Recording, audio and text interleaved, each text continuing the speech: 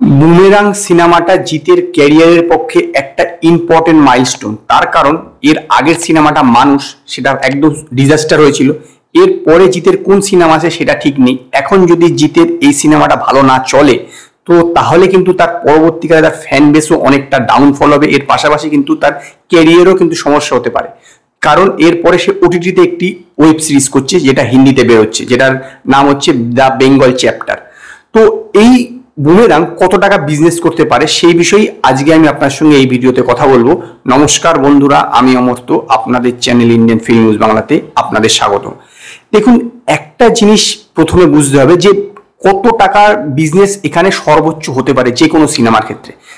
অনেক কিছুই তো হতে পারে। এখান থেকে তো জওয়ান অ্যারাউন্ড 42 কোটি টাকা কালেকশন করে নিয়ে গেছে, কিন্তু বুমেরাং কি সেই জায়গায় যাবে? আমার যেরকম প্রেডিকশন তাতে দেখুন এই বুমেরাং কিন্তু বিশেষ একটা ক্রেজ ক্রিয়েট করতে কিন্তু পারেনি। অযোগ্য হচ্ছে একটু বেশি ক্রিয়েট করেছে, কিন্তু এর যে মূল যে কন্টেন্টের যে টাইপটা সেটা কিন্তু সিঙ্গেল স্ক্রিনের জন্য।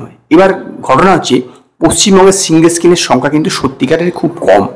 তাহলে কিরকম একটা বিজনেস আশা করা যেতে পারে? আমার যা প্রেডিকশন তাতে কিন্তু এই সিনেমা সর্বোচ্চ আপনার 3 কোটি টাকার থেকে 3.5 কোটি টাকার আশেপাশে বিজনেস করতে পারে। এবার যদি কন্টেন্ট সত্যি ভালো হয় তাহলে তো কোনো স্কাই ইজ লিমিট, কোন জায়গায় গিয়ে শেষ করবে তার কোনো বলা যায় না। কিন্তু এখন বর্তমানে যা পরিস্থিতি তাতে এই কন্টেন্টের যেরকম ক্রেজ আছে বা সিনেমাটা যেরকম ক্রেজ আছে তাতে আমার প্রেডিকশন অ্যারাউন্ড 3 থেকে 3.5 কোটি টাকার বিজনেস করতে পারে। এমনিতেই এখানে ওটিটি বা স্যাটেলাইট রাইটের অবস্থা খুবই খারাপ। রিলিজ করার বহুদিন পরে স্যাটেলাইট রাইট বিক্রি হচ্ছে, কোনো কোনো সিনেমার ক্ষেত্রে হয়তো হয়ে যাচ্ছে, ওটিটি রাইট তো পাওয়াই যাচ্ছে না। তো সেখানে জিতের এই যে সিনেমাটা, এই সিনেমার বাজেট অ্যারাউন্ড যতটুকু জানা যায় সে 3 কোটি টাকার আশেপাশে। তো এই বাজেট কিন্তু রিকভার করা থিয়েটিক্যাল বিজনেস থেকে যথেষ্ট কিন্তু কঠিন হতে চলেছে, কারণ এটা সিঙ্গেল স্ক্রিন এবং সিঙ্গেল স্ক্রিনের সংখ্যাও কম এবং সিঙ্গেল স্ক্রিনের সবচেয়ে বড় টিকিটের প্রাইসও কম।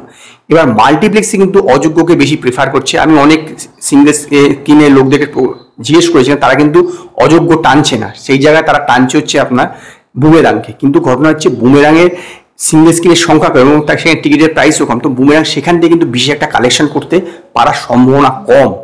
দেখে থাকবেন কয়েকদিন আগে মির্জা বেরিয়েছিল, মির্জাও কিন্তু সিঙ্গেল স্ক্রিনের সিনেমা ছিল, কিন্তু সেখানে কিন্তু বিশাল কিছু কালেকশন করতে পারেনি। সেখানে যদি এটা মাল্টিপ্লেক্সে হতো, মাল্টিপ্লেক্স থেকে কিন্তু ভালো কালেকশন করতে পারতো। যদিও এই সিনেমাটা কিন্তু মাল্টিপ্লেক্সের জন্য, অডিয়েন্সের জন্য নয়, মানে শহরকেন্দ্রিক অডিয়েন্সের জন্য নয়। তবে বলা যায় না, যদি কন্টেন্টটা ভালো হয় তাহলে কিন্তু অনেক দূর পর্যন্ত যেতে পারে।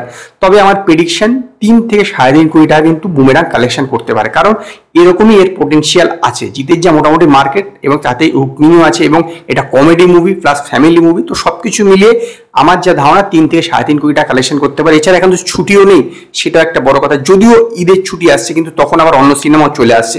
সবকিছু মিলিয়ে এইটুকুনি বলতে পারি যে 3 থেকে 3.5 কোটি টাকা হচ্ছে আমার প্রেডিকশন বুমেরাং কালেকশন করতে পারে। তো আপনাদের কি প্রেডিকশন বুমেরাং কত কালেকশন করতে পারে সেই ব্যাপারে আপনারা আমাকে এই ভিডিওতে জানান।